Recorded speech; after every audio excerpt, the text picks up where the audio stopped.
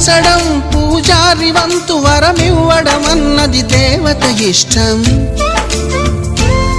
ప్రేమించడం ప్రేమికుడి వంతు కరుణించడం అన్నది ప్రేయసి ఇష్టం. ఎందువల్ల నిన్ను ప్రేమించిందో చిన్ని మనసుకే తెలియదుగా, నిన్ను మరవడం జరగదుగా.